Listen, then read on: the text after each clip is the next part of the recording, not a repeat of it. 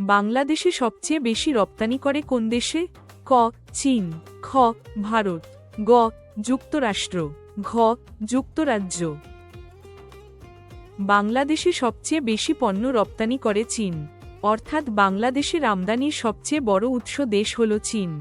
বাংলাদেশ ব্যাংকের তথ্য অনুযায়ী 2023-24 অর্থবছরে চীন থেকে বাংলাদেশের আমদানির পরিমাণ ছিল প্রায় 16.64 বিলিয়ন মার্কিন ডলার, যা মোট ইম্পোর্ট পেমেন্টসের প্রায় 26.4%।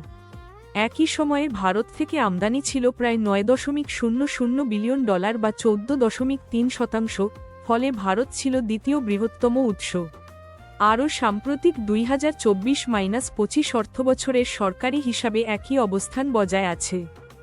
বাংলাদেশ চীন থেকে প্রায় 18.56 বিলিয়ন ডলারের এবং ভারত থেকে প্রায় 9.62 বিলিয়ন ডলারের পণ্য আমদানি করেছে, অর্থাৎ চীন প্রথম এবং ভারত দ্বিতীয়। পৃথিবীর বৃহৎ উৎপাদনকারী দেশ হিসাবে চীন বাংলাদেশে সবচেয়ে বেশি রপ্তানি করে থাকে, আর বাংলাদেশে দ্বিতীয় বৃহত্তম রপ্তানিকারক দেশ হচ্ছে ভারত। তাই সঠিক উত্তর হল ক চীন। ট্রাই বাংলাদেশের রপ্তানি আয়ের প্রধান উৎস কোন খাত?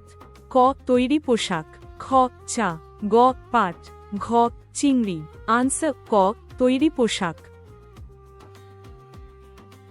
সুতরাং বাংলাদেশ সবচেয়ে বেশি রপ্তানি করে ক চীন।